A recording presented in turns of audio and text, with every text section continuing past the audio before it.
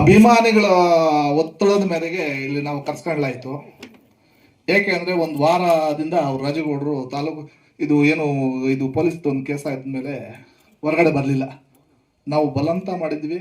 ಆಮೇಲೆ ಎಲ್ಲ ಕಾರ್ಯಕರ್ತರು ಅಣ್ಣ ನೀವು ಬರ್ರಿ ಆಫೀಸ್ ಹತ್ರ ಕಾರ್ಯಕ್ರಮ ಮಾಡೋಣ ಅಂತೇಳಿ ಒತ್ತಾಯ ಮಾಡಿದ್ವಿ. ಆಮೇಲೆ ಗೌಡ್ರು ಇವತ್ತು ಬಂದಿದ್ದಾರೆ. ಈ ಕಾರ್ಯಕ್ರಮ ಮಾಡ್ಬೇಕಾದ್ರೆ ಮುಖ್ಯ ಉದ್ದೇಶ, ಗೌಡ್ರು ಪಾಪ ಅವ್ರ ಬಾಡಿಗೆ ಅವರು ಬೆಂಗಳೂರಲ್ಲಿ ಬಿಸ್ನೆಸ್ ಮಾಡ್ಕೊಂಡಿದ್ರು. ಅವತ್ತು ಯಾರು ಅವ್ರ ಮೇಲೆ ಅಪ್ರಚಾರ ಮಾಡಕ್ಕೆ ರೆಡಿ ಇರಲಿಲ್ಲ. ಯಾಕೆಂದ್ರೆ ಅವ್ರು ಯಾರು ಜನಕ್ಕೆ ಸೇವೆ ಮಾಡೋ ಇದರಲ್ಲಿ ಇರಲಿಲ್ಲ. ಆಮೇಲೆ ಅವರು ಬಾಡಿಗೆ ಅವ್ರು ಬಿಸ್ನೆಸ್ ಮಾಡ್ಕೊಂತ ಇರೋ ಸಂಪಾದನೆ ಅವ್ರು ಅವ್ರಿಗೆ 4 ಸಂಪಾದನೆ ಮಾಡ್ಕೊಂಡು ಅವ್ರು ಆರಾಮಾಗಿದ್ರು. ಯಾವತ್ತು ಜನಸೇವೆ ಮಾಡ್ಬೇಕಂತ ಹೊರಗಡೆ ಬಂದ್ರು, ಶಿಲ್ಘಾಟ್ ತಾಲೂಕಲ್ಲಿ ಆಟೋಮೆಟಿಕ್ ಆಗಿ ಶತ್ರುಗಳು ಸ್ಟಾರ್ಟ್ ಆಗ್ಬಿಟ್ರು. ಮನೆಯಲ್ಲಿದ್ದಾಗ ಅವ್ರ ಪಾಡ್ಗಳು ಸಂಪಾದನೆ ಮಾಡಿದಾಗ ಯಾರೂ ಶತ್ರು ಇರಲಿಲ್ಲ. ಶಿಲ್ಘಾಟ್ ತಾಲೂಕಲ್ಲಿ ಜನಕ್ಕೇನೋ ಸ್ವಲ್ಪ ಒಳ್ಳೇದಾಗ್ಲಿ ಮಾಡೋಣ ಅಂತೇಳಿ ಹೊರಗಡೆ ಬಂದಾಗ ಆಟೋಮೆಟಿಕ್ ಆಗಿ ಶತ್ರುಗಳು ಅವರಷ್ಟು ಅವರೇ ಉಟ್ಕೊಂಡ್ಬಿಟ್ರು. ಏನಂದ್ರೆ ಜನಕ್ಕೆ ಒಳ್ಳೇದು ಮಾಡಕ್ ಬಂದಿದ್ದಾನೆ ಇವನೇನೇ ಮಾಡಿ ಮಟ್ಟ ಹಾಕ್ಬೇಕು ಅನ್ನೋ ಒಂದು ಕಾರಣಕ್ಕೆ ಮಟ್ಟ ಮಾಡಿದ್ರು. ಇಲ್ದಿದ್ದೆಲ್ಲ ಅಪ್ರಚಾರ ಮಾಡಿ ಯಾವುದೋ ಒಂದು ಸಣ್ಣ ವಿಷಯನ ಇಷ್ಟು ದೊಡ್ಡದು ಮಾಡಿದ್ರು. ಆ ವಿಷಯ ಹೆಂಗಿತ್ತು ಅಂದ್ರೆ ಯಾರು ನೋಡಿದ್ರು ಎಲ್ಲ ಗೊತ್ತಿಲ್ಲ. ಕೋರ್ಟಲ್ಲಿ ಬೇಲ್ ವಜಾ ಆಯಿತು. ಕುಟುಂಬದವರೆಲ್ಲ ನನಗೆ ಬೇಲ್ ಆಗುತ್ತೆ ಅಂತ ಬಂದಿದ್ರು. ಪಾಪ ಅವತ್ತು ಆ ಮಕ್ಕಳು ಅಳ್ತಾ ಇದ್ರು, ಅಮ್ಮ ಡ್ಯಾಡಿ ಬರಲ್ವಾ, ಯಾಕೆ ಹಿಂಗಾಯ್ತು ಅಂತ.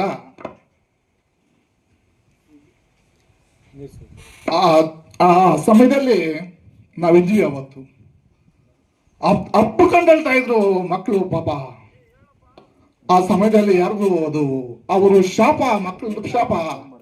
ಇವ್ರ ಹಿಂದೆಯಿಂದ ನಡೆಸಿದ್ರಲ್ಲ, ಇವ್ರು ತೊಟ್ಟಲ್ವಾ, ಇವ್ರಿಗೇನು ಒಳ್ಳೇದಾಗುತ್ತೆ ಎಲ್ಲನೋಗ್ಲಿ. ಆಮೇಲೆ ರಾಜಗೌಡ್ರು ಮಾಡಬಾರ್ದು ಕೆಲಸ ಆದ್ರೂ ಏನು ಮಾಡಿದ್ರು, ಕಾಂಗ್ರೆಸ್ ಪಕ್ಷಕ್ಕೆ ಏನು ಬೇಕೆಲ್ಲ ಎಲ್ಲ ಕುಟ್ಕೊಂಡು ಬಂದಿದ್ರು. ಕಷ್ಟ ಕಾಲದಲ್ಲಿ ಪಕ್ಷ ಕಟ್ಟಿದ್ರು, ಎಲ್ಲ ಮಾಡಿದ್ರು. ಅಂಥವ್ರನ್ನ ಬೀದಿಗೆ ತಂದು 3 ಕಾಸಲ್ಲ ರಾಜ್ ಮಾಡಬೇಕಾದ್ರೆ ನಿಮ್ಗೆ ಇಷ್ಟೊಂದು ಕೀಳು ಮಟ್ಟದ ರಾಜಕಾರಣ ಮಾಡೋಂಥ ಇದಿತ್ತ ಅಂತ ಮಾಡಬಾರ್ದು. ಏನ್ ಮಾಡಿದ್ರು ಅವರು? ಅಣ್ಣ ಒಂದು ಧೈರ್ಯ ಯೋಚನೆ ಮಾಡಿ ಧೈರ್ಯವಾಗಿರಿ, ನಾವಿದ್ದೀವಿ. KBCC ಆದ್ರೂ ಬಂದು ನೀವು ಯಾವತ್ತೊಂದು ಮಾತಾಡಿಲ್ಲ, ಅವತ್ತು ಬಂದು 3 ದಿನ ಅಲ್ಲೇ ಕುತ್ಕೊಂಡಿರ್ತೀವಿ, ನಿಮ್ ಜೊತೆ ಇರ್ತೀವಿ.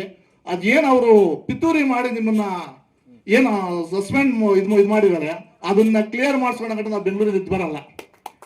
ಇದೊಂದು ನನ್ನ ತಲೆಯಲ್ಲಿ ಇಟ್ಕೊಳ್ಳಿ. ಧೈರ್ಯವಾಗಿರಿ, ನೀವು ಸುದ್ದಿ ಕೇಳಬೇಡ್ರಿ. ನೀವು ಮನೇಲಿದ್ರೆ ಯಾರೋ ಇವರು ನಿಮ್ಗೆ ಏನ್ ತೊಂದರೆ ಕೊಟ್ಟಿದ್ರು ಅವರು ಮೆರೆಯಕ್ ಇದಾಗ್ತಾರೆ. ನೀವು ಬರ್ರಿ, ನಾವು ನಿಮ್ ಜೊತೆಲಿ ಇರ್ತೀವಿ. ಏನಪ್ಪಾ ಜೊತೆಲಿ ಇರ್ತೀರೇನಪ್ಪ?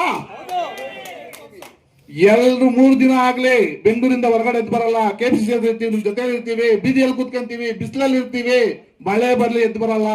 ಕ್ಲಿಯರ್ ಆಗೋ ಗಂಟ ನಾವು ಅಲ್ಲೇ ಇರ್ತೀವಿ, ಯೋಚನೆ ಮಾಡಬೇಡಿ. ಏನ್ ಬಂದಿತ್ತು 23 ಚುನಾವಣೆಯಲ್ಲಿ ಪಕ್ಷ ಅವತ್ತು ಶಿಲ್ಘಾಟ್ ತಾಲೂಕಲ್ಲಿ ಯಾರು ನಾನು ಕಟ್ತೀನಿ ಅಂತ ಮುಂದೆ ಬಂದವರು ಒಬ್ರು ಇಲ್ಲ. ಅವತ್ತು ಮುಂದೆ ಬಂದವರು ರಾಜಗೌಡ್ರೆ. ಆಮೇಲೆ ನಾವೆಲ್ಲೋ ಇದ್ದವರು ನಮ್ಮನ್ನ ಜೊತೆ ಕರ್ಕೊಂಡ್ ಬಂದ್ಬಿಟ್ಟವರು ನಮ್ಮ ನಾಯಕರಾದ ವೀರಪ್ಪನವರು. ಅವತ್ತು ಅವ್ರ ಹತ್ರ ಎಷ್ಟು ನಿಷ್ಠೆಯಾಗಿದ್ದೀವೋ ಇವತ್ತು ರಾಜಗೌಡ ಹತ್ರ ಅಷ್ಟೇ ನಿಷ್ಠೆಯಾಗಿದ್ದೀವಿ.